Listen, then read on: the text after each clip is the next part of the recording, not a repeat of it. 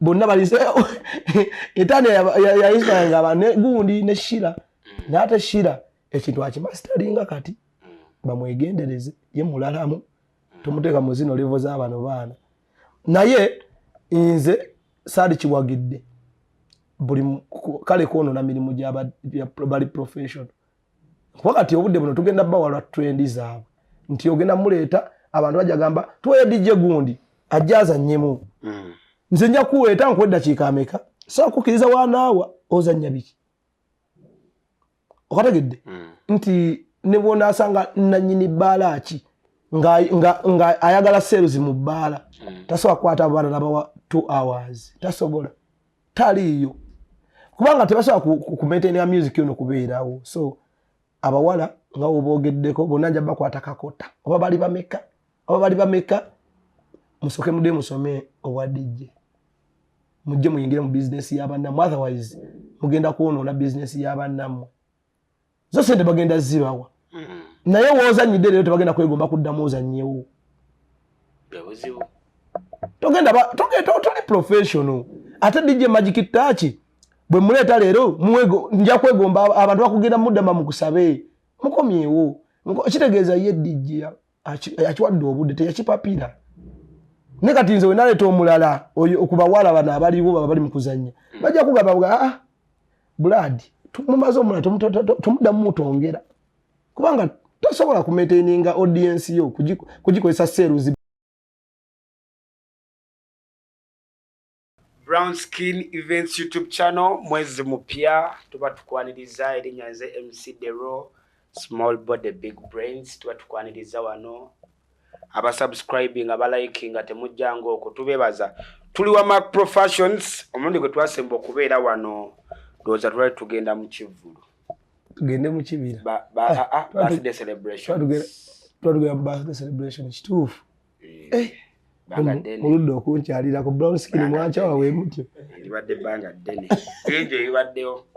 bingi ebibaddewo naye birthday kyagenda kitya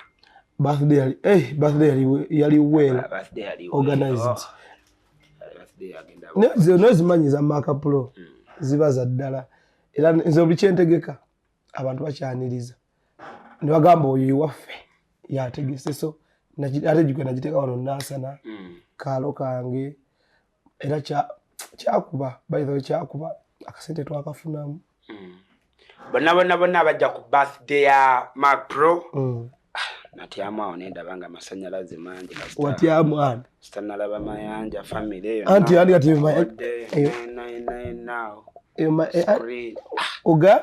ogambi walaba mayanja family odi nali ntaddeko palaso ku posta yange anti nindabira nga yo 99 wabula omukulu Dr. Jose Chameleon legendary happy belated birthday omanye yati yayise nenga nange bando twalira yekirabo mwana legend yawe surprisinga yajja ku birthday yange ate ekya surprisinga kubanga amanyi erinnya lyange nze kati kankuwulire ndi kyali wa palaso ndi mukwano gwe nokimanyi dokita gwe mulundi gwange gwasooka okwogera naye engalo nga twebuuzizaako ebbanga lyonna gwe mulundi gwange gwasooka nange neewuunya kyokka yajja ne ku stage n'agamba kalina akasetemeke yakozesa wano kimanyi sirinawo mikono gino emiwala giro gya Mac Pro negamba ye erinnya lyange naali mugambi kati so bambi Uncle P yali yansuubiza surprise one day kati yali ku stage nga ayimba ngamba ninawo surprise yo nenga nkakumba alina Dr. Jose Chameleon yajja kati nga naye dokita tatuuka so mpaso n'amala okuyimba ne tusala keeki n'alaba nga tatuuka n'ava ne ku stage kati aba atuuka mu masitoo waawo nga ku Centenary Bank dokita ne beesaaga ne yesanga neya dokita namugamba tuddeyo nyimbire omulenzi yasanga n'abantu abamu bamaze okufuluma najja n'atuuka ne tuddayo ate pate n'etabuka buto bwe yasangamu n'atuwa kumbe bambi Charlie planned Uncle Palaso ne Scorpion Shaba. Yeah, so much respect Scorpion Shaba. Omaye kati kibanda gwe tulina ku TikTok wano ne ku ground nga bya ddala nga si byakugamba agenda kwekweka. Scorpion straight out abakuli ababaana baba kati ye aina one love eyo kale nze Scope nakula naye wali wasi mu Kisenyi kati nga twesanga nnyo waliwo ebbala lya ku Namirembe Road bagibayita Anes kati nga twesanga ennyo nga olwo kyali na dogo nnyo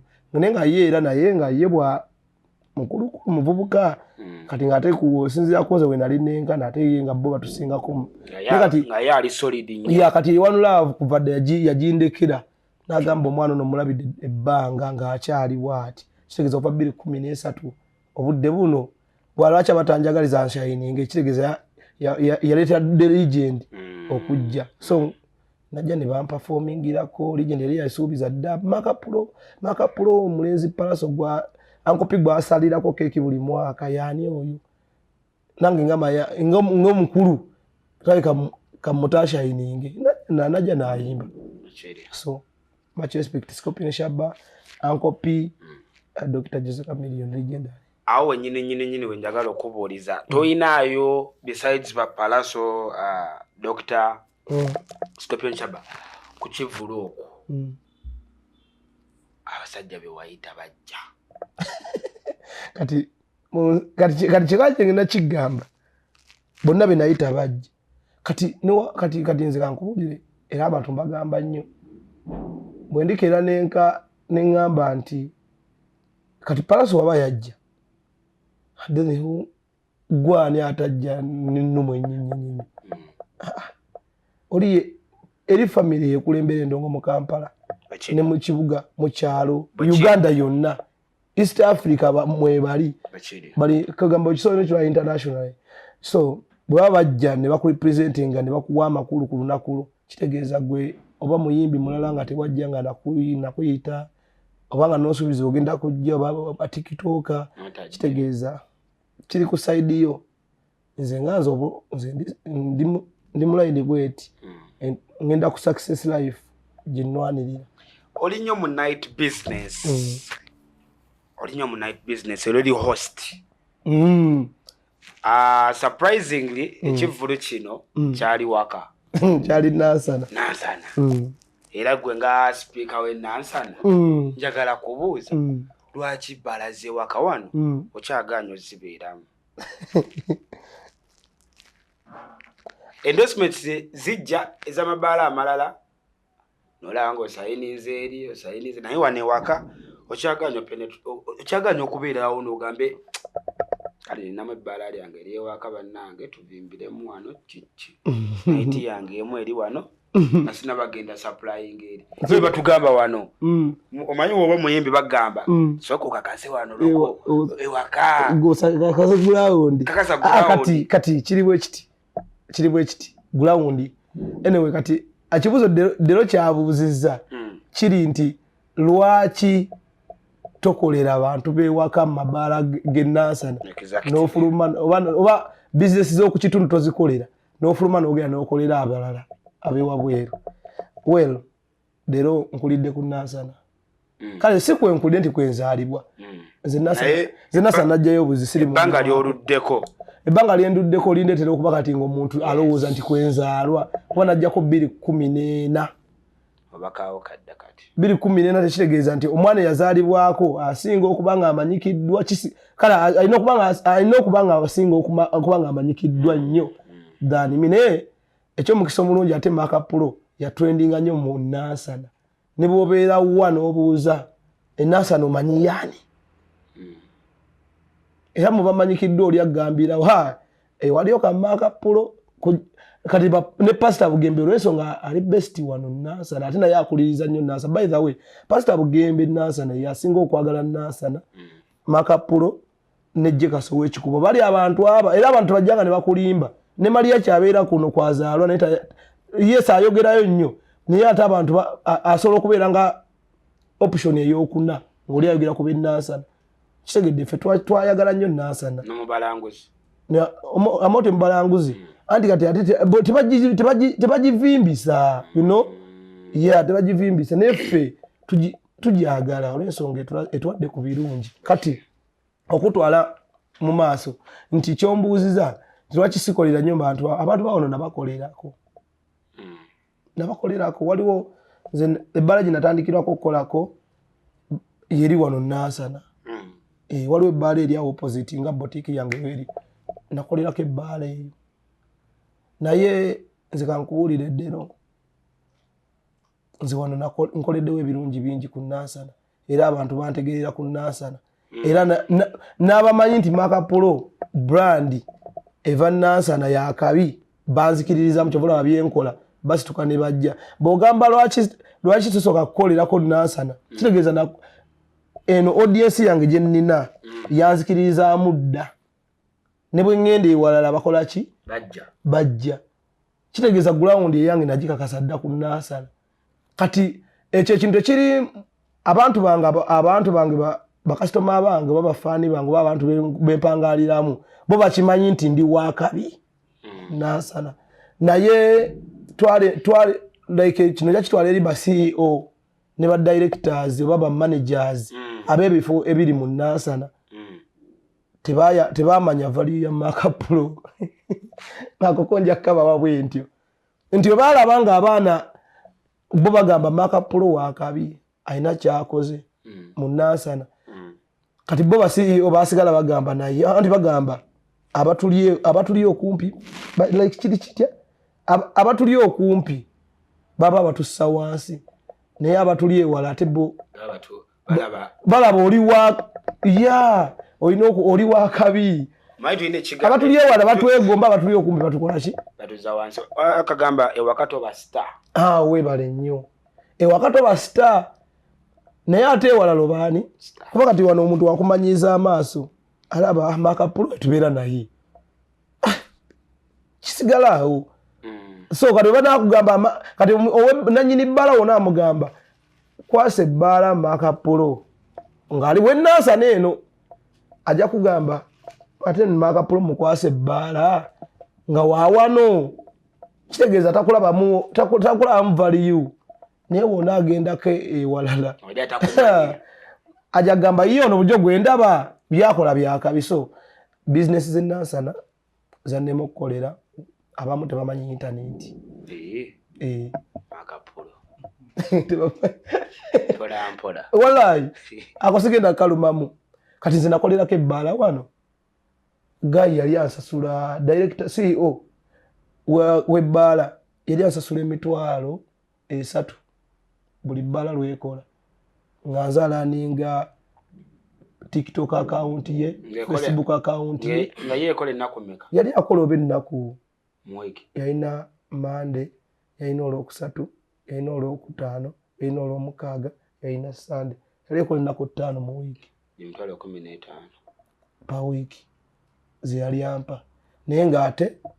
alaga nnyamba buyambi ozimpa nga nazo oluusi olumu ogendayo mbwate bakusitemye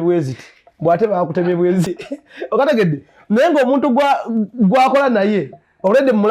mulaze internet gyerina gyekutwala guvanga wenkutandika ngaolina follower 0 follower akawunti yo netuuka nebeerako abantu neva ku 1,000 12 15 14 15 negera naye kuba omutwalo TikTok Makapolo gyatandise nga nkolera ku bbaalayo negenda neva mu mutwalo nekuba emitwalo 2 neva ku 3 4 5 6 7 8 9 ngerola ng'olinamu ne video eziriko miliyoni nga ne bakasitoma baveeyo mu bitundu ebiwala ntebe wa bagamba tulaba TikTok account ye nebbaala kwe tujjidde neera nga gwolaga gwe akukolera olabanga ate gwamuyamba obuyambi kitegeeza nze nkugamba kitegeeza abantu b'e Nansana tebamanyi internet era kyova olaba nze sitaakusayininga bintu by'e Nansana gwe mbuliramu kampani gyenkolera ngeri Nansana kivula nakubuuzizza sigiraba okategedde nti n'amabaala gennyini gatuuka ekiseera bamanagers b'amabaala ne bakuzza wansi nga alaba okukola naawe alaba byokola asobola obikola n'akumma omulimu neerabira nti tetasobola kuba ggwe webale nnyo but oyina good answers lwakuba just wayagadde kumbuuza kubanga waliwo kibayita okuba makeup pro ti makeup pro fashion is already munasana alimu ombu tosobola making amu mulala nti era osobola okufuna bamanager babandi bajja bakolera munasana naye era okufunamu omuntu akola ebya makeup pro budde byakola batono gumwe bali n'amabbala bagayina ne buladi osobola kuba ne bbala munasana ekwegezaamu okutta ekyo kyo kibangu okimanyi fatubaddewo ku break down wano munasana nga n'amabbala bagateekako closed siba temporary closed lya gwegali wano kati gali waliwo neddala nelina linkolerako budde oligale bagwa bakola renovation kati ekyo kibayita okugwa makapula tukola renovation basigudde mba nkomawo n'amaanyi lwaki oba okomawo n'amaanyi mba okomawo n'amaanyi anti bwali andi kati kankubuulire mba mumanyiriza nnyo amaaso kati kankubuulire okimanyi nze ninayo ebbaala emu gye mmanyi ekola renovation mu wiiki emu nga naiti zitambula bw'oggalawo ebbaala omwezi oba ne ziba wiiki 3 mb'okola renovation oba ogudde oba oyagala kudda ebbala esobola okukola renovation yaayo nodda enkeera ng'omulyango gwo gwakyuse nga si we guli mu wiiki emu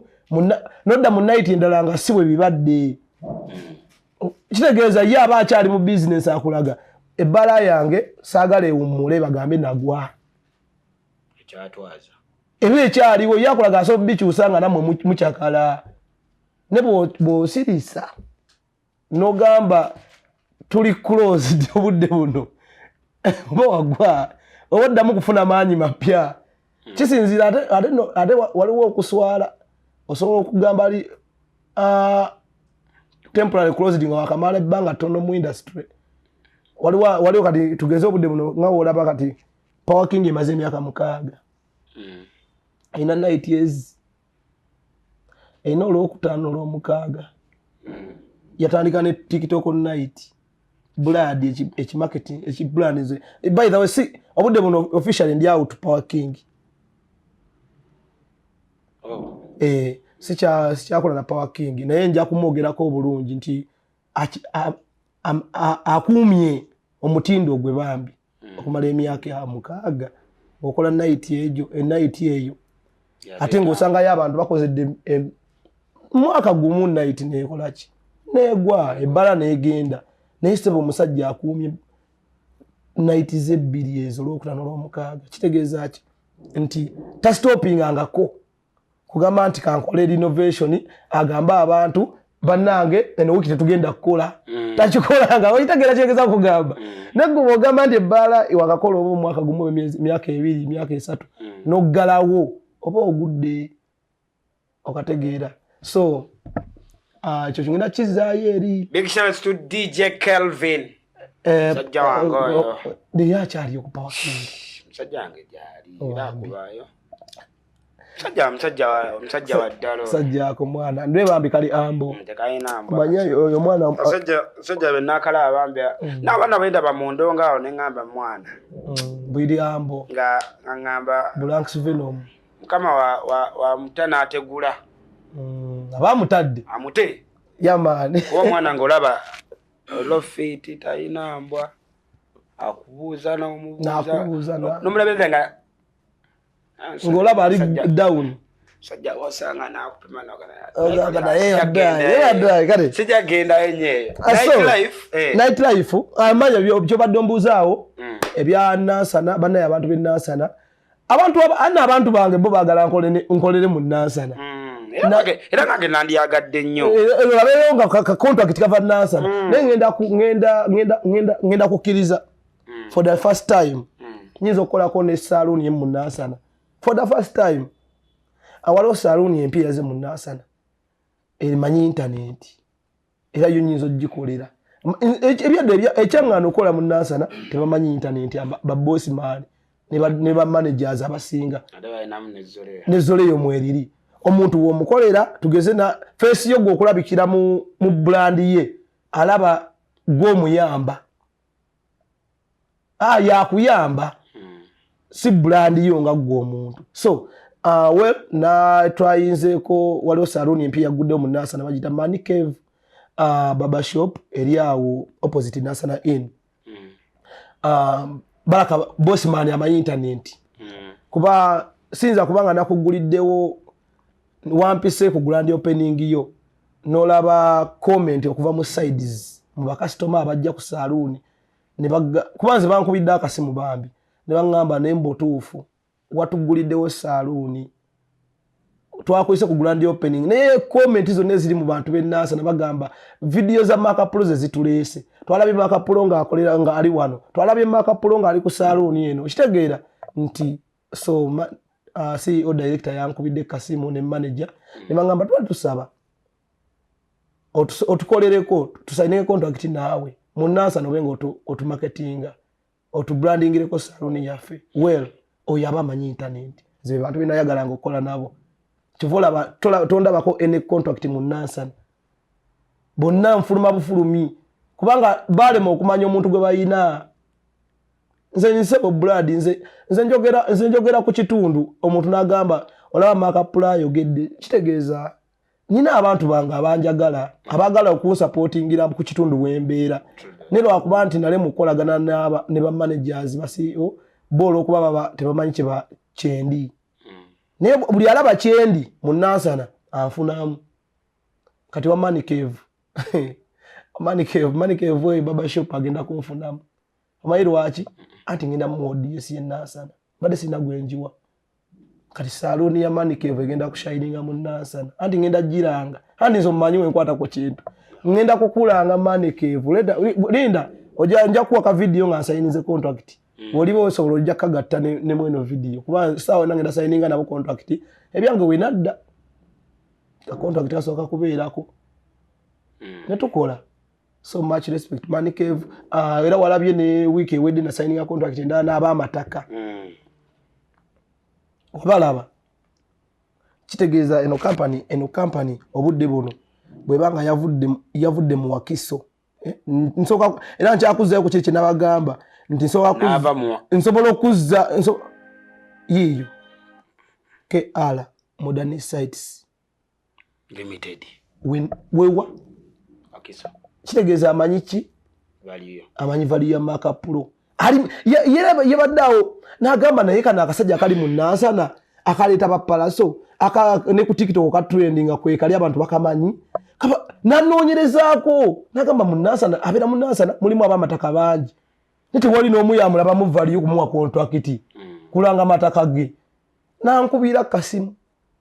jangu tukole nampaka contract era mwana much respect KR Modern Sites mwebale nyo bali basanga wali Wakiso tuina bude tuina sites kati manja ko kati njako geranga brand ambassador bude tuina sites bana ba customer bange abangoberera nayingidde amataka mujje mumpagire ku KR Modern Sites mujje twasaze ikazi 3 tuli wali na mayumba amasanyaze wegali milioni 12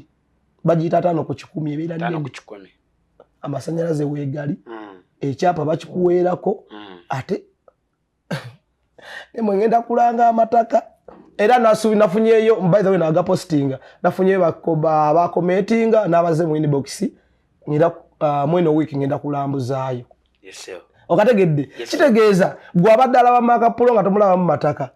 nesiga jangu tuguze ettaka kuba ebintu ebyo biba shata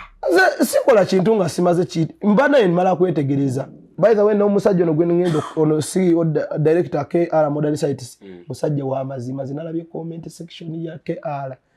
nga bagamba webale kutufunira ttaka webale kola kino webale banayo oli wa mazima so kitegeeza company akabi kyekyo mukisa omulungi so mujje mutuguleka amataka business najiyingidde bogule ttaka mu KR Modern Sites oba oguze ku Makapulo kitegeeza eri ninayo percent yange buli politi gyentunda gwani atajja nompagira nina ne neighbor wange wano ku apartment kwembeera agenda kungulako ettaka alhamdulillah okitegedde yangambiddewo yangambye bro you are such a blessing guy bobota nsoyingira mu zino business ziri mu millions kitegeeze sawa yonna tuyinza okulabako ng'ofunye ku ssente ezaddala va ku bino bintu byetwogera nti wobeera mu bana abasajja omusajja wabanga akwadde contract ssente zazi kusasula buli mwezi ate nagamba ne ku ttaka ly'otundolinako percentage ne client gw'oleeta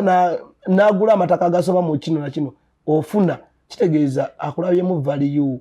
bano ab'omunasana gye bataakola ki gye bataakola bamukyokola banze nja sigala mbagamba ennansana mpaka we mulitegeera value yange ngamba b'amakampani n'aba bizinesi nja bakolera ne bwe olijja ng'ogamba ondabanga bondaba sijja kukolera ku Brown Skin Events YouTube channel where tuli subscribing and sharing and of course or liking tuli ne Mac Professions kubato mumanyi akola ebintu bingi naye mostly is a host but of course eranga owulira kali aka fashions mwekali kaba nawaka boutique afi bagala katwala aba any bichi any DC bande lake chipapula we juzi banange ne mumanyi abantu abanaku mumanyi naku y'abantu walai ne siru walai bande yako chi yiyo boutique yange bagiteka ko chi va wano inze any DC oli mukubo chichi kagamba chi bwe banaye inze banaye NDC kitegeeza ki simanyi kigwe kite Brown Skin kisoko kinonyerezekawo NDC mumanyi abantu abazaaliddwa mu nnaku mwana febe mulaba muli mu kwagala ogoba ku nguudo wane eno kakotenda kamaka pulo buli muntu kamanyi amayize bwana nze nyine ebintu byendabidde ku nasa na wana abajjawo container ku luguudo ya kati mugenda twala ka boutique cafe ko abake kalimu engoye z'abawala ezisingo bemusa namwe abayini disa abakulu bemusanga mabale ne mugamba akawala kambadde bulungi banene muka wallahi ola baze kati kankubulire gubana bene disi kyemayi bajja mabala je hostingira ne begomba obuwala obwambadde obulungi engoye zibuweze mubulawa muzibu ziva mukano ka container ke mwagala okujjawo kati ze muzijewo bane mwanye nako ya fefe twava wala twave wakere mu byalo nga tebatuwadde yadde n'olukumi olwatuleeta Kampala nga tweyiya bweyiya kati nkozeewo ka bizinesi kange ate nako mwagala kajjawo ku luguudo temumpadde wako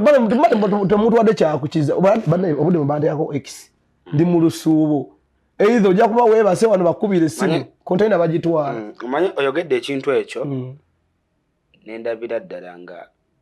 obumenyi bw'amateeka kati bugenda busituse bwasituka obudde buno kati olaba ebiriwo mu ggwanga blood abaana bakuba bannaabwe ekiro banaite economist mukama yatukuuma kati mukama yakuuma kategeera nti abantu n'ababbi kati bali mututeegera ku makubo omwana anti kati omwana omujjako wano abadde ayimba engoye naga kati nzizeeko kamba swami ekiro nga bava mu mirimu sina kiro kuva mu mirimu ne babudde buno kati DJ Roni 256 huyo ali kundiri atulaba ku Brown Skin Events YouTube channel bolaba poster ya DJ Roni olabe namba zobo inagoina tukusaba busabi kyonna kyosobola bamukubye bamwasiza omutwe nga ava kunoonya abanoonyamu ebyuma yasonda mpola mpola n'ebyuma babitutte yasigadde ku zero buli kimu bakitutte bamukubye bubi kati oyo mwana by the way nze ndi host naye kino ngenda kyogerako bwenti ngenda ku DJ Roni akolera tonic atukoleddeko akolera amabala mangi akola sipulonki akolera Ape Boys akolera zikatero akolera zitonic nze nja kwogera ku mabala gemmanyi mwakolera ekawempe na Vegas na buli omwe akolerawo ngenda kwogera ku management ya tonic nze nganze maka pro nja kukwatayo kyensobola mpeeyo ku buyambi eri DJ Roni ne bossman management mwenna musitukiremu kano ka message walai wolaba video eno oba director si tonic oba management ya tonic ono mwana mukozi waffe tukola naye ajja n'asanyusa abantu n'aba making okutuletera sales mu night zaffe mutuba tumuletese kwakola mu celebrity Saturdays atutera mu hosting amunaja n'atukolera so we muba muina kye muinayo kyonna musobola okukiisa munze ne tu making aloni obula netuzo obulamu bwa aloni waloni budde buno bagamba bagenda mulongoosa omutwe bamukubye nnyo omusaayi gwamugenze buli gwagala kutuuka wali so tali mu mbeera nnungi nalabye batadde ekiwandiiko abalaga tuli mu kusonda ssente ne bateekawo n'ennamba zetuteekako ssente so nalabye basically bali mu millions zigenda mu 4 so tuyambe ate ezo miliyoni 4 kyemmanyiza za kutandika wali kutandika kitegeeza mwana yetaaga sente nnyingi so wano kankuba omulanga buli muntu dijero ni mwabadde akolera mu night era ku lw'omukaaga tukikoleyo officially tusondeyo ke tunaaba tusonze n'abachakaze baffe tujja kukubayo ennyimba awo tulabe nga tusonderayo loni mu toniki kitegeera so n'abamabala mwena gye muli mukole zi contribution zammwe kwa loni alina omukyala buli muntu gwamanyi n'omwana loni abadde yakazaala omwaka oba guwedde alina omwana ya so omwana agenda weza mwaka kitegeeza omwana oyo obudde buno loni wabata kutaliiwo fa balina omubeezaawo obudde buno so bunkubiza abamaneja b'amabala n'abagagga ne badirector basi management zonna loni mwakolera musitukireemu tusondereyo loni yakasente ke tunaamusondera kubanga loni kati bano mayo tubeeramu eno mu business twafa oba maama oba taata kati mu bantu betukolera audience be batubeezaawo nze kati kankuli eddero nze ngenda mu night naye omuntu nakusanga nagamba nsakolaga gayi week ewedde yansanga nangamba makapulo namubuuza nangamba ne muddamu wangi musajja mukulu nangamba naye gwe muvubuka gwe okimanyi bino byokola night zo zituwonya stress ate obikolera okola wiki ku wiki kitegeeza oli muvubuka mukozi omulala awanika n'agamba nze no wiki nkoye sigenda bigendamu naye tokoowa naye ffe tujja kucakala kuba ffe tujja kucakala tuba tusituka kujja kunyumirwa naye gwe obeera ku mulimu ng'okola naye ate awo osobola okukoowa waliwo abavubuka abakoowa n'agamba nzisiddayo okukola dde nfuna ssente mba nkooye ne olwokusatu n'obeera ku toniki olw'omukaaga n'obeera ku toniki kitegeeza oli musajja mukozi yakwata $10 nanzimpa nagamba weebale kukola weebale tusanyusa weebale tukola night nnungi nga neebaza so kitegeeza ate si yekka nti nze mbeera ndimu mu night nsobola okuvamu n'emitwalo nga 3-2 mu night nga jesi abantu bampa buwi ng'omuntu agamba wana byokola byakabi ffe twagala ffe watuwonya stress bwe tujja wano mu toniki tunyumirwa you understand so kitegeeza loni obudde buno kalika night economic akavuddemu era omulaba ne wabeera akuba ebyomulaba ba Liberty nze ntera nnyo olaba Liberty star oyo gayo oyo atunda amasimu ajjo customer waffe ava nnyo mu ntebe waatudde nagera n'amufuwa ssente kitegeeza asiima endongo ye you understand so kati obudde buno ali down abantu betubeeramu yafuka family be batubeezaawo you understand so musitukereemu mujje muyambe DJ Ronnie bamanyi Ronnie noba tumumanyi naye nga omanyi ba DJ engeri gye babeera bayisibwamu tusaba busabiositukiramu tonabayambye akakatono k'obukute kajja kuteekawo enyo embeera and of course quick recovery to Ronnie family tugigumya emikwano n'eŋŋanda monna tugenda kusabira wamu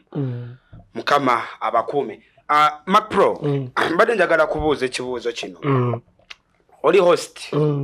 sinnakulaba nga okozeeyo line-up ya bakyala bokka simanyidde okafumba I don't know oba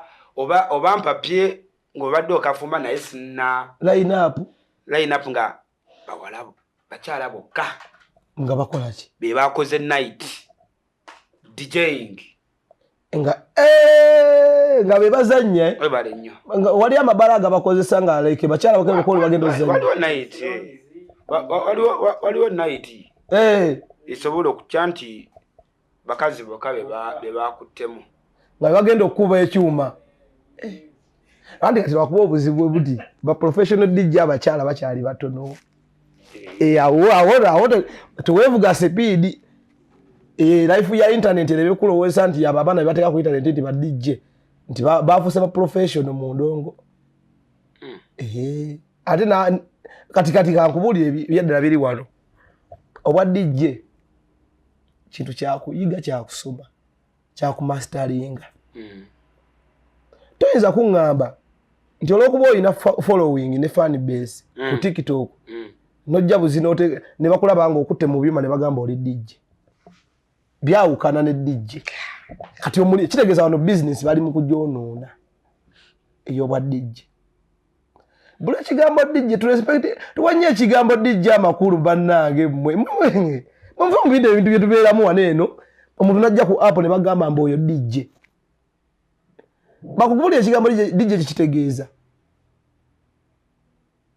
Kati nsobola okugamba kati olaba Shiro oyo DJ Shiro. Bwawulira omuntu nga zeyaga n'agamba DJ. By the way wabate bote basobola kwogera. Kati baba alaba Shiro. Kimulumire eyo n'agamba naye bannange. Kati n'okwala Shiro kati bino budde bulungi. Kati kanjogere ba DJ abali professional. Bawulire obulumi. Ng'omwana zene olw'okuba ali ku TikTok n'ateeka ne bamuweetera wali seti ne bamuterayo non stop n'akola mu byakozaawo video ne bamukola bateeka ku internet naye n'ateekayo n'agamba nti DJ Blood abasajja babawulira obulumi mu mitima ne bagamba ne kati endongo yaffe yeenoneese bweti kati nze kati kamba bawulire sobola kali nze nga nze sobola kwesiga mwana wa app ajira mu bajita omuliro baguyita bata ku TikTok like trend sa kwata trend mbolo okuba nti oli bamutadde ku internet akuba ebyuma ne malaga gamuteeka ku seti yange. I respect my customer bange mbawe ekitiibwa. Blood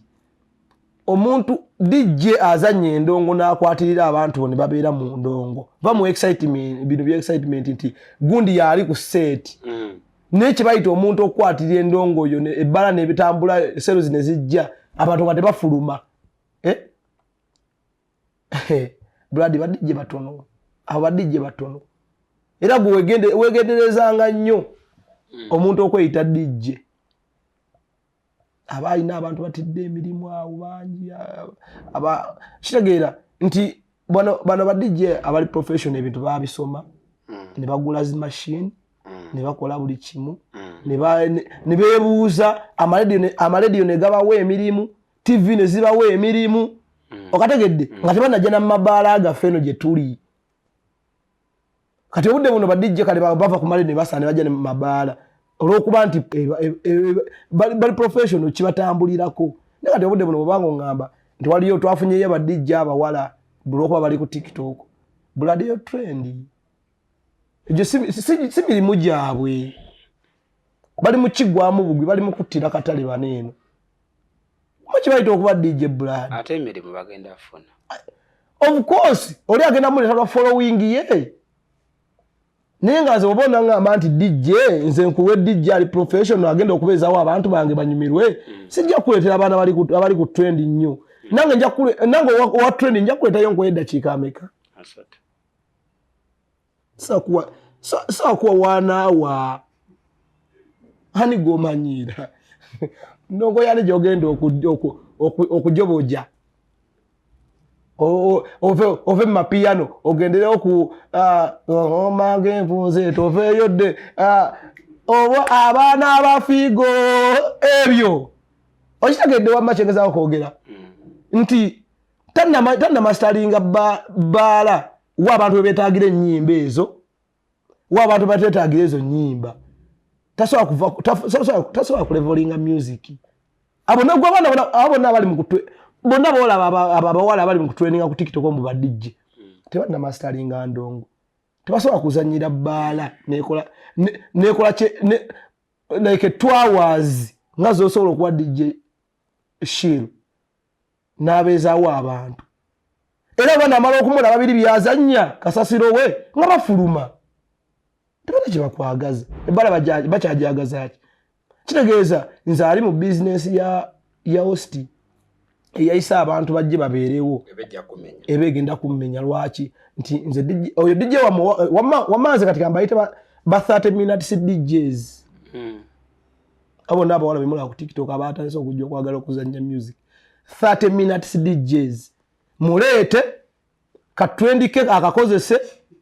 akube kwache mmanyi bonna baddukira nnyo mu mapiano bonna era abawala bonna boolaba kizibu nnyo ajja okujja ayagala okuzannya mu night yo nga takubye mapiano bali inspired by Etania bonna bali Etania ya inspired nga ne gundi ne Shira n'ate Shira ekintu akimastaringa kati bamwegendereze ye mulalamu tumuteeka mu zino level z'abano baana naye nze saadi kiwagidde buli kale kono na mirimu bali professional wakati obudde buno tugenda bawala trendi zaabwe nti ogenda muleeta abantu bajja gamba tuwe DJ gundi ajaza nyemu nze nja kuweta nkwedda kikameka so kukiriza wanaawa ozanya biki okategedde nti ne bona asanga nanyini bala ki nga ayagala sales mu bala tasoba kwata abana nabawa 2 hours tasobola taliyo kubanga tebasoba ku maintain music yono kubeerawo so abawala nga obogeddeko bonna nja bakwata kakota oba bali bameka musoke mude musome owa DJ mujje muyingire mu business y'abannamu otherwise mugenda kuonoona business y'abannamu zo sente bagenda zibawa naye woozanyidde leero tebagenda kwegomba kuddamu ozannyewo togenda toli professional ate DJ Magic Touch bwe muleeta leero nja kwegomba abantu bakugenda muddama mukusabe mukomyewo kitegeeza ye DJ akiwadde obudde teyakipapira ne kati nze wenaleeta omulala okubawala bano abaliwo baba bali mu kuzannya bajja kugamba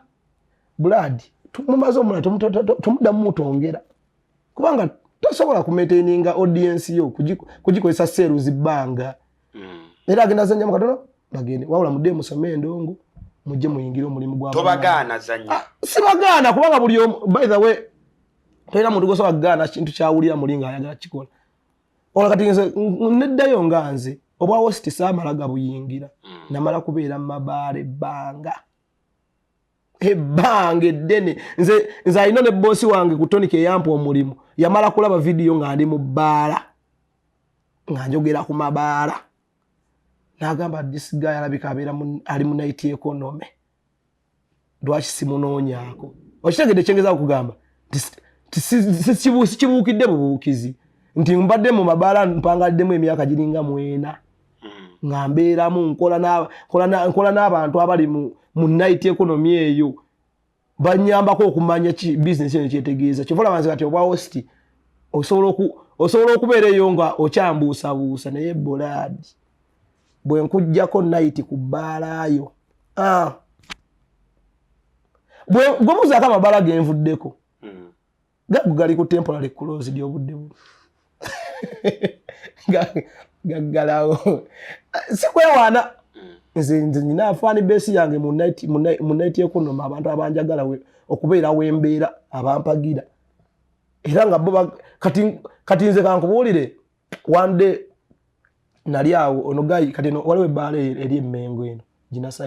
gingenda okukola nayo by the way finally tugenda kugulawo night empya mu Kampala tulina ebbaala aba Nexperia Lounge mwafunye omukisa mugenda nti bagenda kulaba ku ssente z'ebbaala bakiri once you see me you see business nze Makapulo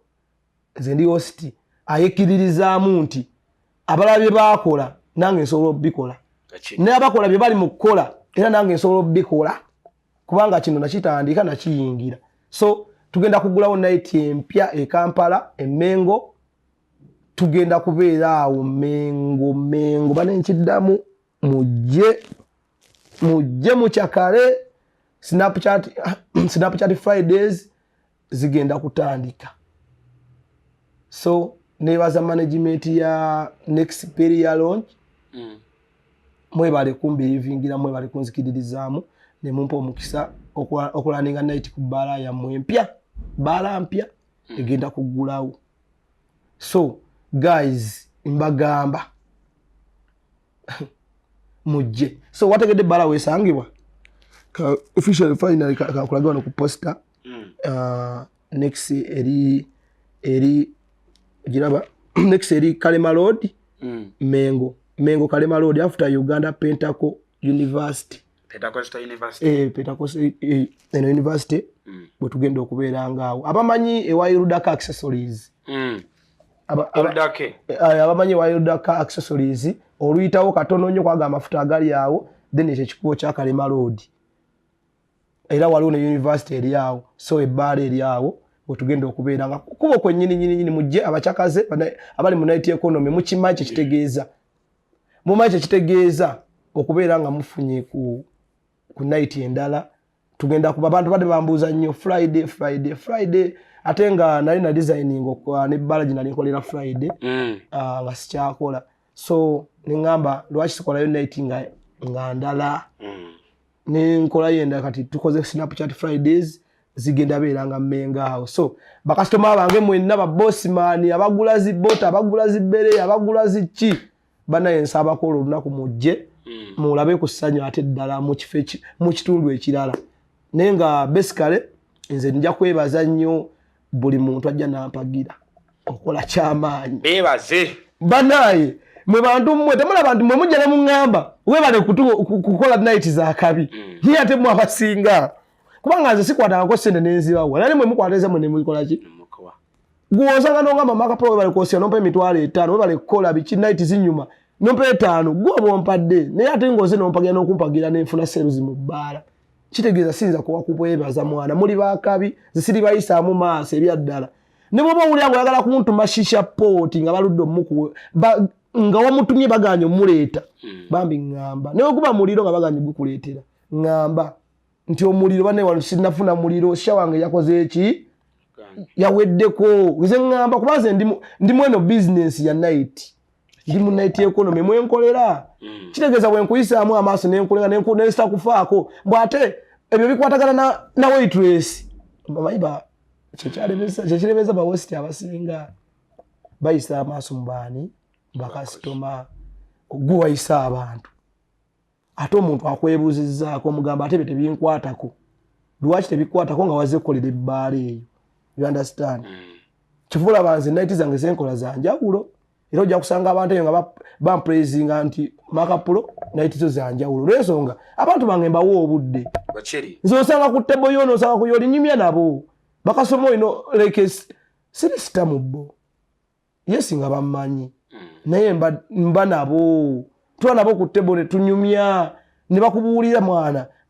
tunyumiddwa naye mwana natumiza poti yange poti eyo ne bagyeta flavors bampadde sizinabakoze eki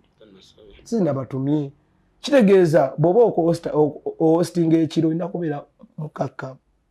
then kasitoma oyo omutereezezza otya ne bw'omuleka bulesi tagenda kudda kubanga wali amabaala amalala gakoze ku lunaku olwo so wano wentwalire okwebaza mwe badijje ne beemuseezi mukola ekintu kyamaanyi okutuyitira abantu buli olaba emusidde ero kyokola nowerawo n'okwata microphone n'ogamba bannaye buli lwakusatu tulinawo tonic Wednesdays omuntu oyo abadde takimanyi n'agenda nga emusoyo nawudde ng'agamba olwomukaaga lukwata n'olwokusatu lukwata lwaki tetugenda nga tubeeranga ku tonic oba omaze okunteerayo message kitegeeza naawe nyina okuwa respect mulimu gwo DJ Brown Skin wakuba endongo negoba abantu bagenda kugamba oyo DJ Makapulo bajja kumpa campaign Makapulo oyo mukyuseemu ne DJ Brown Skin wanaakola endongo ye naye banga buli wakwata seti ye n'agidravinga bulungi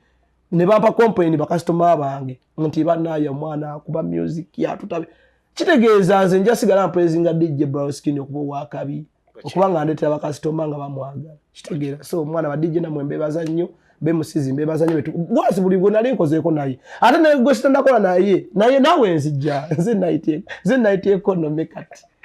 tagwamu maanyi togwamu maanyi ali naawe nze Makapulo kati ndi mu night economy ostiwo wakabi believe me kigaano bakikkirize ojja tandika okukkiriza nti ogambe yeye kuba kati tutazofuna zi branches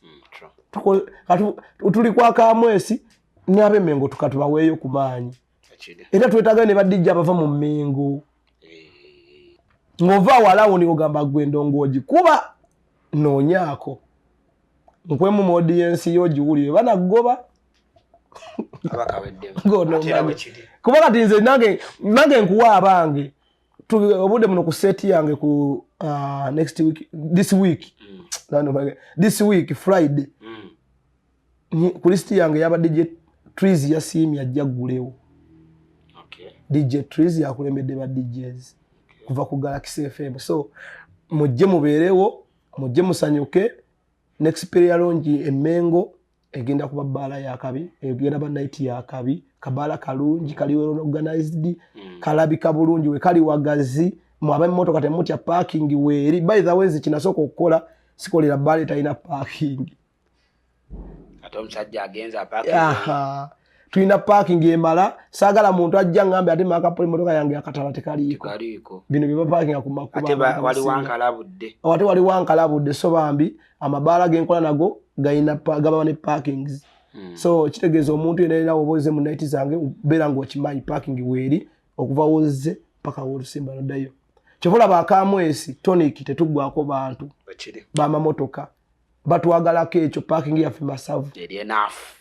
Omuntu aparking motoka n'ajja no gyerabira. Nga tasubira nakusubira nti motoka yagitadde mu parking. Sewuli ako omuntu ajja nangamba akantu kakasaidi mbira kange sasa tekaliiko ku tonic. Security weeri kitegeeza mwagale nnyo night za makapulo abatambula ekiro mubeera safe.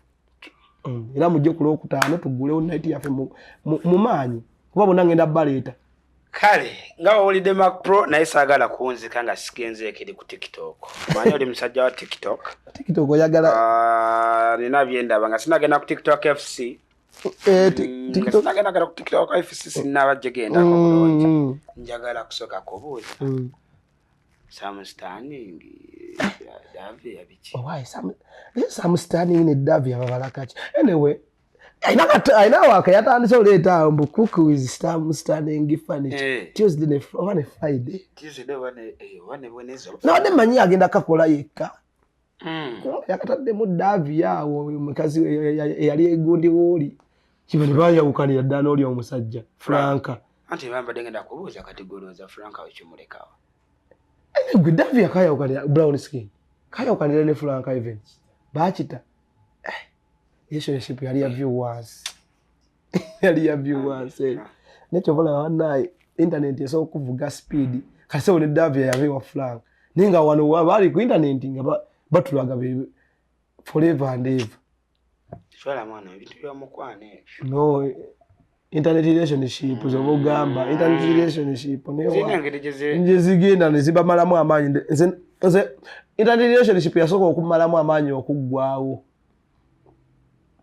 msambe ne milianza eyo yamalamu amanyi kasano nali kusaidia nsambya sabja chafe kale ngandabira ddala tekisoboka niggwawo Chija. Kati nava ku internet relationship. Walayi ononye kyawula bali abantu sente bazina. Ofuda ko nogamba relationship weddewo ti wali sente. Niye baye bayina sente bayina chiba basa no kukhera kumale bagamba katulije mwenye tugende Dubai tunyumirwemo lunaku lumu tukomewo. Business zidani kitegeeza. Twatuli awo Sam standing furniture ne Apple ne gwawo. Twatuli awo yalo Jeff ne Apple ne gwawo. Eneze Jeff no naye. Jeff ali ne kokera. Ne yali ya viewers eyo. Yali ya viewers. Tia wangala. Tete bate bakiza na bantu nyo jikometingako. Yali ya viewers. So kali kugamba ne koko na ye. Mene koko seo. Eno yani pulo. Eno wali yani Shada wa mabino. Yali agala amabino okufa obufi. Nate nagende wa koko. Ate ro Jeff ne koko na yemu. Ne koko na yemu bagumite koko. Koko gumite. Excellence you koko. Koko gumite. Ate nawe atoka sanya bulala kati. Wede bisajja nebe no birabanga. Ne Apple na ye gumite kati ku TikTok. Kati ne Davy atagenda bagumite. Davy yagala ko nono omuvubuko ono waka kofira. Abika Daviki. Bali bagamba bayinza ba content just. Yali content. Bali balumya Franka. Bali balumya ma Franka. kati ali wa Sam ate nagenda owulira nga budde Sam ng'agenze ajje nakwandi beche atira mu bantu bebamu nkodyo kyeri mu basajja abo waliwo tugenda kinoonyereza waliwo bayinira abantu wewamu oba avaayo yagamba waayi genda onoyo ku ssente waliyo ssente nawe gendayo keeri wali ate balina maanyi ga kisajja abasajja bayinza oba abasajja tebamalaayo mu buliri nga ssente bagiye lwaki aba buli mukazi abalekawo and just agenda najjayo n'asindikayo ne munnendoza nakuba kuba ate bano abalala bano Koko Davia tebeekuba ttatu apo yeyakola apo mubiri gwa gufudde wano amulabye kuba kati awengo yaba ayambala bitundu yabulako kwekuba ttatu ya bizinesi yeno gyakavaamu ya Luxury yagitadde yabadde emwegezaamu mudde Maleka ina business mbaleke. Apo yakulozinze apo pala. Apo 256 pala. Yajigade. Yajigade. Tawa kazi. Kasata yaje ku batatu. Netegewe business si. Ya katiawo Hilda omuwera. Kati apo ye buli kintu ekyomugaso ku mubiri gwe omuwera respect agenda kwekubako kya DJ kati kyemmanyi apo buli kintu ekyomugaso ku mubiri gwe akyekubako ttatu waba akirina obudde naye kasata yekuba apo beautiful pala nemanya kati ne business yakasiiye era awo finally yavudde n'ashatinga amawere agamba business ngikulozinze naye nga business gyakulozinga obudde buno nsigule nimanye yali omukenkufu aba mukenkufu okay ate buli business nzigule weri so apo yavaayo so kitegeeza abannanyini saloni baje koze eki bagitekinze overa bazzemu kati egenda kimayi egenda bange ekola ekwajja naye kitulekawa nga ffe abaana abali ku internet like kati waliyo omuntu nga yegomba abantu abo kati wagwamu amaanyi omanyi laba internet eno bino tunyumyamu mpola naye internet eyo fe ababeera waggulu nga video zaffe zitambula twegombesa nnyo audience yaffe kati waliyo omwana nga dayihard omwana nga dayihard n'agamba olaba gundi akola business ku TikTok nzaani kumbe bambi omulese kati budde yabamenye emitima abadde ayagala obeerako nga apo kati yamumenye omutima yagenze mu ndongo kaba inspiring le bajje bazanye piano banyole ebiwato bakuweweeso ale ne management gye wagenzeemu nga si nnyangu katumusabire njagala genda ku TikTok FC TikTok FC kiri kitya oludde nno olabikirayo ko mbeerayo buli Friday buli Sunday mbeerayo era TikTok FC wetuli obudde buno alwakuba twafunyemu amawulire amabi Eddie Kenzo Musuuza president wa federation yayimiridde ku magulu ge n'agamba tasobola kuzanya tiimu ye tasobola kuzanya TikTok FC kyatumenyemu yakyogedde direct nga ne Mickey captain waali ne coach Timo nga waali amugamba coach Timo oli coach nti ndi coach oyina empapula ezikukkiriza okubeera coach mu Uganda nti nedda sinnazifuna n'agamba kati nzannya ntya ne ttiimu nga terina biwandiiko n'agamba sigenda kubazannya either ngenda bawa ttiimu yange namba 4 Musuuza watujoze nokuna Eddie Kenzo president watujoze twabale tusanyuse nga tugamba leero kati TikTok FC yaffe kenaakwata ku ya Eddie Kenzo tugenda kugikuba tugiteeke wali jukira TikTok FC tiimu eggumidde tugenda tugobamu buli muzanyi eyefuula nti ye wa showbiz waliwo twataliso teka ku management nga tukulaba akapiira tekamuka ntandale kwata odda ku management jangu obeere ku kisaawe olabe emipiira gitambula gitya jomwalala musajja wange deno ki Deno Deno ku management Kizito omuto ah Kizito omuto tasamba mulaba kutachira ini neko ne Timo mwabe mujjamu ebyo Kizito omuto bose yakiriza okuva Kizito omuto akapiira nga kumweka limu coach player mu baka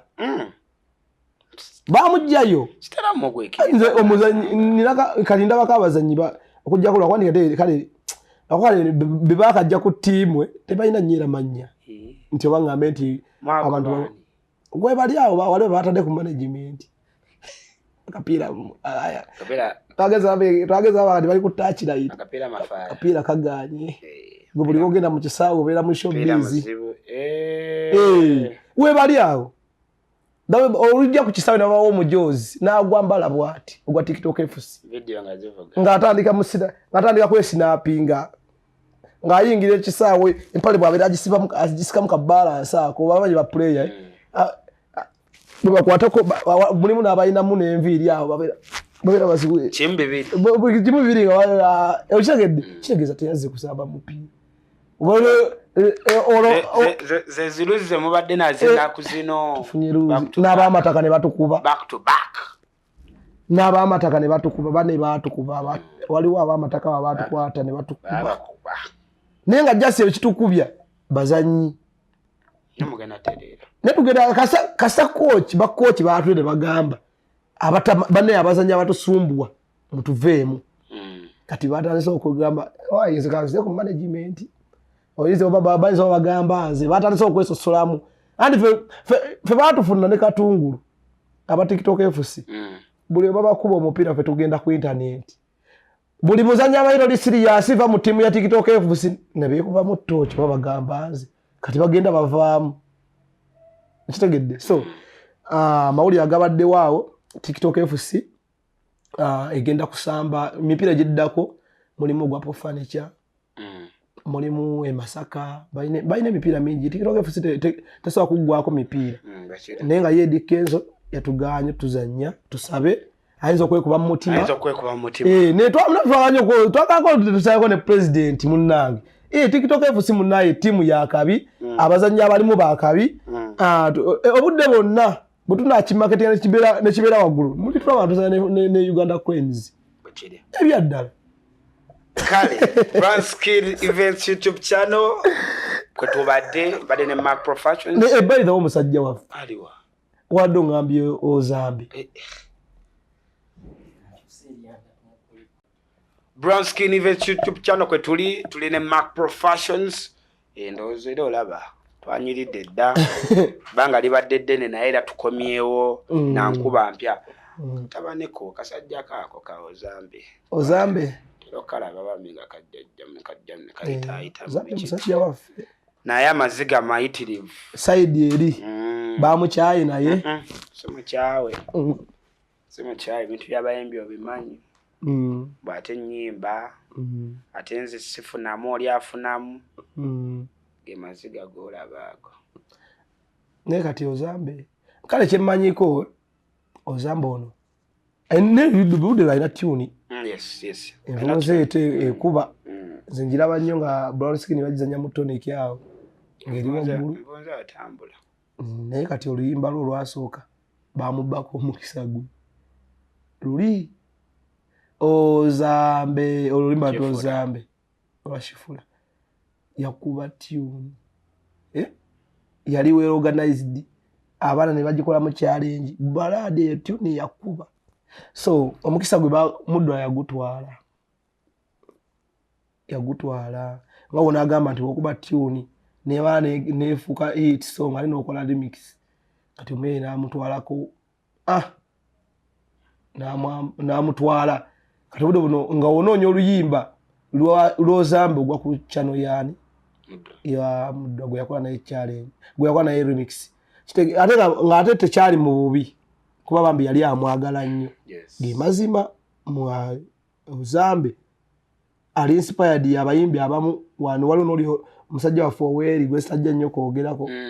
ali inspired oyo mvu kuba nze namulabanga nnyo ng'ebintu bye bi inspired oli omusajja w'Emakindye ne Mudra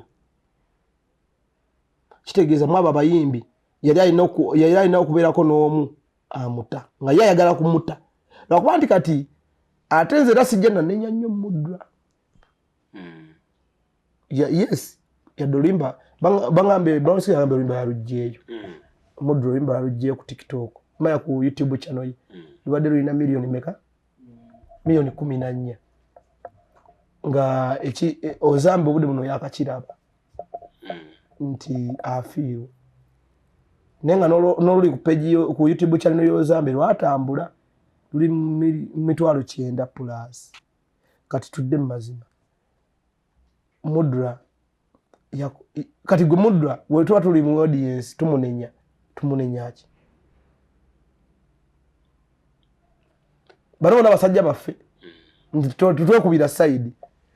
Ozambe musajja wange yes yalabye value y'oluyimba lwe obudde buno ne wali yajja ayagala Mudra. Yes. Mudra bwanteekayo mba ngenzeeko ne mu byalo gye batakola ki oba osala kuba Mudra ye Mudra oluli yasala nga buli kyateekayo abantu bakola ki bakitwala kitegeeza n'Ozambe yajja ayagala amasannyalaze gaani era nga ayagala kuyimbako ne Mudra kati lwakuba nti ebintu bino biri bwe biti Mudra yateeka ku YouTube channel ye ne Ozambe n'ateeka ku YouTube channel ye ngere ennyimba wootero ziraba naye lwakuba nti olwa YouTube channel ya Mudra yali yakula dda era tusagigaza ku Ozambe Ozambe tiyamuletera ndoze tiyamuwa views ngeziri ewa ne sente manyi views ezo zikola sente so nze ndaba waneeno bano abantu ababiri babadde bamukwano kuba obviously Mudra Ozambe yali ayagala nnyo Mudra so oluyimba lugenda baawulamu nezo video zolaba zitaliso okushaculating eza Ozambe ng'amuyisaamu eggaali lugenda baawula naye ate nga ffe tetwali kyagadde kuba Ozambe oli muyimbi mulungi you can make another big song like neruli oluyimba lwo lwasooka wali olukubye just lwakuba nti wali oyagala ani Mudra atuulemu oyimbeko naye ate tekyataakola teyakola nsobi kyova olaba naye yakoze byonna ffenna tukola ki tubifiiru n'alugjayo si tosigala nga gwokyalina amaanyi ku luyimba lwo tine ku YouTube channel olukyaliyo ogenda munenyaki kale walumuwa kyenalirabye ekyalibaddewo ng'enkola ennyango obutagenda nnyo okwekuba baali tudde like n'omusajja ne balaba YouTube ekoze eti oluyimba lwakola sente mmeka naye ate nekyo nakyo kirina okubaako nga babyogerako nga bata oluyimba okategeera tojja musajja mugwira bugwiza omugambe oluyimba lwakola lutya nga ayinza okuba nga ne video shoot yagisasula nga n'oluyimba yasasula okitegedde gwe mubanja kati obudde buno mubanja results naye nga tewazisuubira wali oyagala maanyi okoze naye excitement yakwata webale nnyo obudde buno mubanja results zotaakola ki zotaasuubira budde buli nga mukola oluyimba kitegeeza Mudra ffenna tuli mu ndongo tetusalira nnyo Mudra musango bonna Ozambe alina we yakolera ki ensobi nga batandika nga bakola remix eyo waliwo bibataayogera obudde buno byabanja ate nga ate toyinza bisalira Mudra musango so nze nkusaba Oza tuula wansi omusajja abaako engeri gyoyogeramu naye tomuvuma tosiga bukyayi kusaidiye kuba naye alina we yakola ki yakutuusa ebyaddala just kola ndongo bannayuganda bo bali ready okusapootinga olaba obadde wayimirire omukumpi almost omwaka mulamba nga toli ku for you page y'abantu naddamu nga ne ku TV tebakuba bakomako Ozambe naye otadde oluyimba balukuba buli wogenda ku channel kweruli kitegeezo kyasooka okukola ennyimba endala oli muyimbi mulungi olwadde Ozambe ye nga butonde bwe muyimbi amanyi okuyimba ezo nnyimba za vibe so tuwe oluyimba lumu fe tuwe endongo eno mubala fetusiya tuzibaza tuziteekayo ne tugamba Brown zanyo olimba lozambe Brown skills zanyo olimba lozambe chali wange kinnuma nga nze mpulira mu chali wange tebamukubye eno ndaba nnyo ne Brown buli wazanya Palasons ensanyuka kuba olw'ensonga eyo night yange ate muyimbi wange watashayiningiramu abana ashayiningirawo kitegeera nze era buli DJ wembeera DJ nazanya olimba lwa Palasons ngamba waaw DJ ambazeemu amakulu okubeera mu kifo ki oba kale mu night eno kitegeeza musajja wange yalina okushayininga kitegeeza n'ozambe we tuba twatwana tuli muli mikwano gyaffe ne tukulekera n'abayimbi eno basaba bakuze kitegeeza gwe balira kufe audience yaffe ffe tujja teeka eno ngo bajja gizanya oshayininge blood ne ntalo tizina kyeziyamba laba bagenda mu ntalo okyabawuliza tewaliwo so okuwayo abayimbi abadda mu ntalo tewalinayo vako yadde kati nakati bateekayo ennyimba we bazijjayo abasinga bonna buli yedda mu ntalo ate asoteekayo oluyimba n'alugjayo nga luganya otambula abantu bakuvaako buli odda mu ntalo abantu bakuvaako bakwesonyiwa abayimbi bonna buli muyimbi buli ajjira mu ntalo obudde buna ayitawo kati ozambe todda mu ntalo buladi kuba endongo oli mwana muto oli muyimbi mulungi abantu bagenda kukubeerako abantu bagenda kukwagala naffe munaiti zaffe tujja kukwagala nnyo ate kulaba mu ntalo era tezina kyeziyamba okujja nga olina good music nga yasala dda kuba waliwo abantu batasala lwana nabo atasala obudde kati maze tosala nasaa mu ndongo King Saa yatambula dda yasala oba ayimbye oba tayimbye ba Uncle P tosala lwana nabo ba Uncle P bakubadde ennyimba ezasala dda mu bantu ndi gwe ne bwolwana so okuwaamu kabbato kaba katambuza internet naye tudda mu lyrics music abantu gwe baagala Uncle P bagenda muyita mu milioni nga 10 ajayimbe ku mukolo lwa nnyimba ze ziyakuba kitegeera so ozambe sikuwage akubeera mu ntalo za ndongo kale kijja kwononera audience tajafunamu ate ofunamu ki tolina kyofunamu era ogwosigalo ogwa bugwi okitegedde so byebyo tewali kirala nnyo kyamaanyi basiibule yes basiibula ng'anya tugenda basiibula so abantu bange abalungi ku mukutu gwa Brown Skin event mwebale kugusubscribinga events mwebale kugusubscribinga mweyongera okubeera nga mujja ne mwachinga ebintu bino bye bateekayo kubanga mwana akola kyamaanyi atuukirira kati uno ali wange omusajja najja nakolako interview najja ne Delone batu kitegeeza mweyongere naffe eno tuteeka naye nkwata link yange n'egiteeka ku status yange mugirabe wenteeka mu group mweziteeka izo link mugende muwachinga ebintu bye twataddeyo omusajja akola kyamaanyi bwe tubusalamu ne ku TikTok mu kasharing namwe emikutu emirala egisalamu ku TikTok mulusale mu Brown Skin atuuka ku ground n'alaba abantu be n'ayogera nabo n'abawa ekituufu so ab'ennansana mbasiibula mbaga ab'ennansana mbasiibula mbagamba buli anaategeera internet nti erina omugaso ng'olina business noonya Makapulo once you see me you see business bwe nzija ku kifo kyo ndabaamu ekyomugaso bw'otandabamu kya mugaso era sijja kukolera yamaani nze nkola n'abantu abanjagala bamanyi kyendi oyo okitegedde ekintu ekyo naye buli ng'olabanga siina kyendi tompa bizinesi yogiranga kuba nze nja sigala ŋŋamba nze ndi kyendi olw'okuba nekkiririzaamu kati abamanyi kyendi kivula bampa bizinesi so siganaako kola na muntu yenna siganaako kola na bizinesi ya Nansana yenna wabula mmwe babossimaani batoopu CEO badirector bamanagers abatukuba ndowooza ebikono nga mulaba waliyo abakola otusinga oba bizinesi nemusigaba ewalala emabbali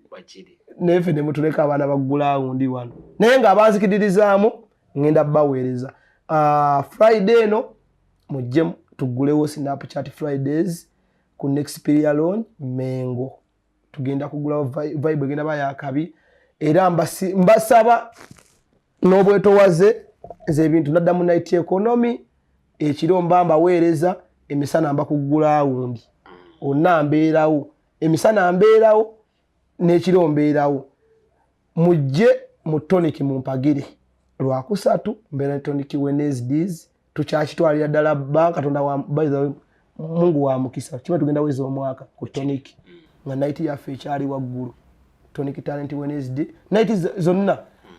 Celebrity Saturdays tugenda mu mwaka nga night eyo weeri era mbebaza era mbasibula mbagamba mwe bali kujja kutuwagira ku Tonic kwa Kamwesi tulina night ziringa nnya tulina live band Fridays adera abeerayo ganga band tulina Celebrity Saturdays ezo ziri hosted by Mark Professionals ne ba host bange bonna benkola nabo mwe bali kubeera betowaze na kwagala abantu awagaza bakasitoma kubeera kujja mu kifo kyaffe tulina Sunday Kilani band ayebere judde wait mwabatalabanga ku mabaala gajjuza mujje ku Sunday mulabe Tonic abagamba mu Sunday abantu babeera babeera Monday jango labe kibeera ku Sunday ku Tonic blood Tonic nno yajja Kampala wano kwa Kamwesi Mall maye bantu babeere bagamba Kamwesi Mall ebale training anyeri kwa Kamwesi Mall yes trading bya kiyayi erina night zaayo ziyimiridde abantu bazaagala abantu bali VIP omanyi kati Tonic nga tukyalina night zaffe tetutya yonna baale eggulawo ekyo kinakibagamba waliwo ebbaala eyaggulako awo emabega ne bajja ne bagamba ebbaala egguddewo ne mbagamba mugiweemu just mwezi ogwa abantu bagenda kukomawo ku Tonic banyumirwe endongo kati obudde buno bakomyewo ate ne bwe baggulawo era twakola kitegeeza ffe Tonic bakasema tubawa service gwe bakola ki gwe baagala ne tukumakinga nti service gwe tukuwayo oyo oli onyumirwa nti nyumirwa kale n'olwomukaga komawo n'olwokusatu komawo Friday komawo Sunday komawo Saturday buli wamu okomewo so management ya Tonic mwe balina mwe kuteekamu maanyi kwagala abantu bakasema betuleeta nebyo tubagamba ne mubiwuza ne mubyakolera so abantu badire tuwagira ebbanga lyo nga tukyali ku Tonic bwekiri yamaani kale ku Brown Skin Events time kwetubadde linya MC Dero mbadde ne Mark Professions and of course ku camera kubaddeko one director Brown Skin